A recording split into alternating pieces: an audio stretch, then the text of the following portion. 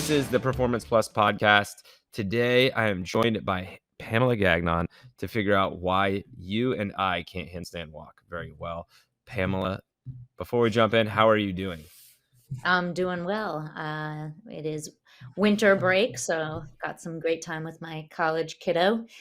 And yeah, we're going on a ski trip, so that'll be fun. And just helping some athletes get ready for the upcoming season. And that is why I thought we should definitely talk about why you, meaning anyone, cannot handstand walk if they want to.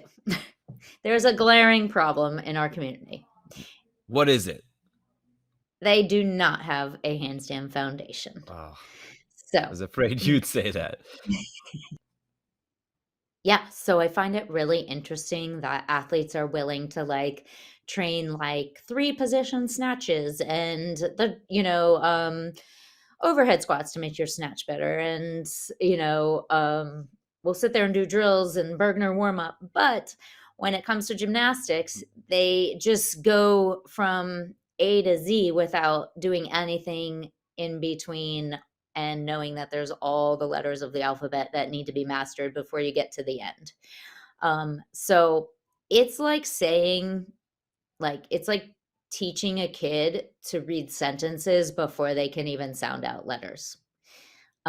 That's what why you're probably banging your head against the wall and only doing the exact same thing year after year. So, if you stick to building strength, stability, and foundation, and the foundation is spatial and body awareness, it is shoulder stability and strength, it is being inverted every single day, but in more of a progressional way. So, um, in order to know how to manage walking forward, backward, side or side, side to side, you have to understand where your body is in space. So you need to be able to stack your hips over your shoulders and your shoulders over your wrists, and how are your fingers and palms moving so you can equally balance as you press through the floor and create tension. So our Performance Plus handstand programs are built based on the foundation. So handstand walking is really towards the end of all of that final goal, because handstand strength and stability is really the first portion of it. And that is getting inverted all the time and building the strength and stability in your shoulders. So once you learn that and you get comfortable with shifting weight in a handstand hold on the wall, then we move to handstand balancing and building that capacity to be able to understand where we are in space if there's no wall behind us. Also, you have to like trust yourself, right? We're like, most of us are adults, like throwing ourselves through the air. So a lot of the reason handstand walking is difficult is because you don't know how to, trust your intuition if you're falling backward, or like how to save yourself without getting hurt and splatting straight on the floor. So that's why having that foundation is so important.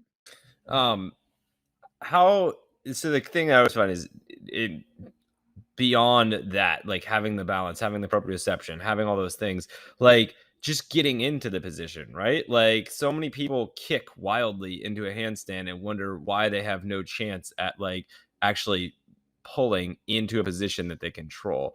The programs address that as well. Correct. Yes, I mean, there's lots of drills where you're kicking and barely touching the wall, pulling foot back off, and I think that is one thing that I've noticed, at least with the people that I work with, that they have no control over just the start of the movement, let alone being able to get there.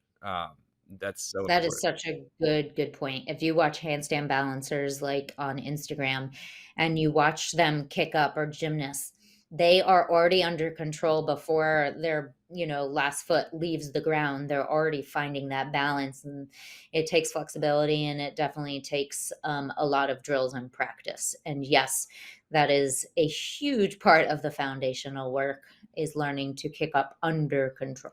Do you think it's realistic that if you hit handstand balance breakthrough, and strength and stability in the right order, that Mhm. you can actually, within that 12 weeks, see a measurable progression towards walking on your hands. Yeah, absolutely. If you've really have no experience being upside down, then you might have to go through like that pressing mechanics gymnastics program as well too, to just add a little bit more of the foundation. That's like a real, that's like the first level. But absolutely, it will be like a light bulb went off. Like wow, and a lot of it is just practice because practice builds muscle memory, and muscle memory builds strength, and strength and muscle memory build, spatial and body awareness. So, yeah. Do you see that there's actually a physical like weakness in the shoulders where people are actually too weak to get into position, or is it more of a proprioception issue? Yeah, so it can definitely be both. So, athletes who have weak shoulders, that's why we do strength and Yeah. stability first, will have a much harder time getting into a stable handstand, but also the flexibility of your range of shoulder, is huge too. So, the tighter your shoulders are, the more compromised your positioning has to be. And so, our overhead mobility program, overhead mobility overhaul, is one of the programs I recommend for everybody who has tight shoulders who wanna do Yeah. good handstand work. I'm gonna add on to that. Just Zach has some. They're called shoulder flexion assessments on his Instagram. If you go do that assessment and you compensate, you're probably not ready to start tackling handstands yet. Like you should definitely work the mobility program and then get into the handstands. I think you talked about being able to stack your wrists, shoulders, and feet in a line. And if your shoulders can't get in the position, then there's just not going to happen, or not very easily. You'll set yourself up for an injury. So um, make sure you're assessing yourself and being realistic with it too, before just jumping into anything. So let's say you knock out the first two programs and you're ready. What's the benchmark to be ready to start taking on the handstand walking program? Definitely a freestanding handstand where you're comfortable away from the wall. You know, you don't have to hold it for 20 seconds, but you have to at least be able to hold it for a solid 5 to 7 to, well, I mean, 5 to 10 seconds, and understand how to save, like if you're leaning, overarching, how to use your fingers and palms to press through the ground and open your shoulders back up or bring the rib back down. So, you are able to, once you start adding momentum, really, control where you're going. Feet pointed or not? So great question. Um, I always train to the best possible position. And when our feet are pointed and our body is stacked, we have the most tension. And so it's much easier to move your body through space when you are tense versus when you are have no tension. It's like a slinky versus a rubber band, which will go further. Um, but I also train that because if you wanna eventually learn freestanding handstand push-ups or handstands push-ups on the rings, you can't be in this crazy overarch and you have to be tight. So, training great position in the beginning of the foundational work will translate, if you want to get those advanced movements. And as a coach, it's not my job to say you will never be able to do that. It's my job to give you the foundation that if you eventually want to get there, you can.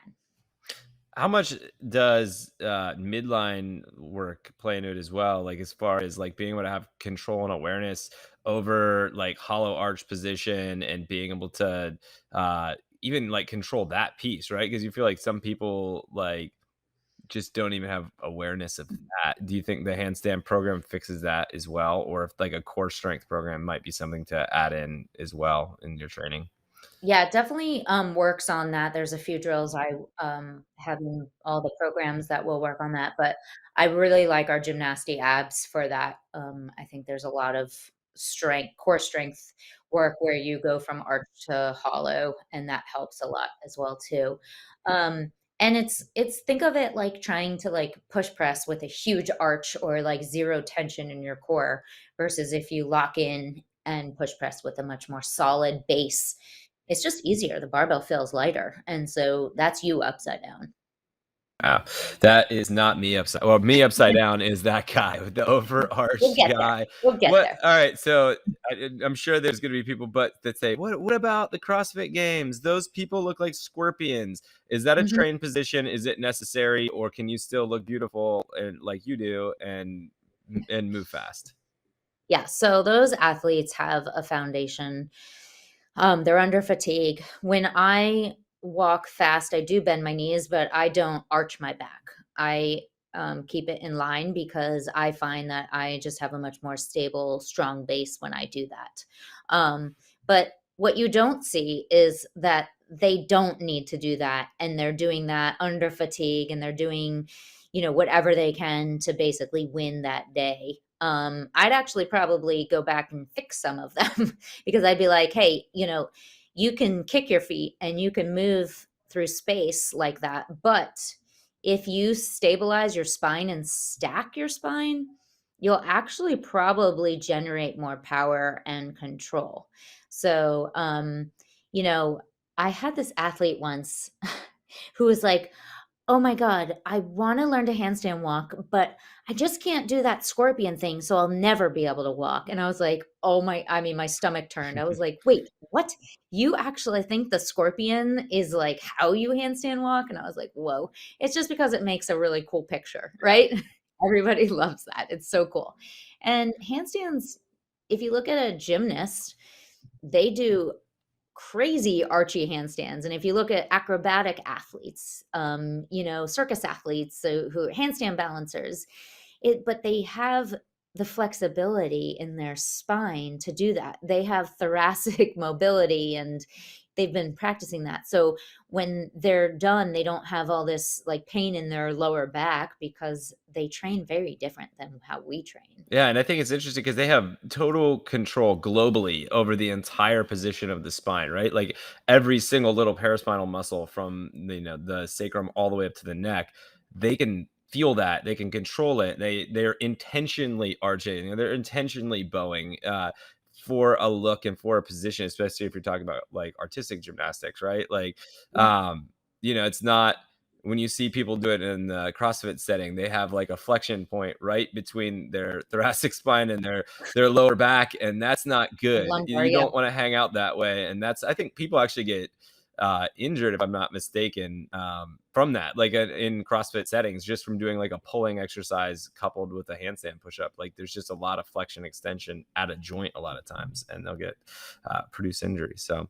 Uh, That's an excellent point. Like there's nothing wrong with global extension. It's just, is it at one point? right. What, instead of like being over the entire spine, like you said. Yeah, So there's yeah. there's no right angles in a gymnast, right? Like everything looks like it's Right. a continuous line. It's just a different shape.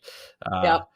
but when you see me do a handstand walk, I look like a stick figure that's drawn in, terrible angles. It's awful. Yeah. Um, We'll fix it, Johnny. well, I will speak to the handstand strength and stability overhaul. I did that a long time ago when I was coaching CrossFit almost full time and in the gym all the time. I just ran it and it worked fantastically. And I actually got to the point where 2 opens ago can handstand walk no problem, and then have since life's gotten in the way and that skill goes away. Like that is truly one of Yeah. those skills where if you don't practice it regularly, it's harder and harder to find that balance point and stick in it. But I will speak that it really, really works. And if I want to fix myself, I'll just, you know, go back and do it again. And then when it doesn't work, send you videos and ask, why is this not working? Why did this not Nice. work? Yeah, the program's literally like 10 to 15 minutes a day, and, you can fit that in, into your garage workout or whatever you And need. it's fun, man. Like I got it's a really fun thing to get inverted. It's really fun thing to do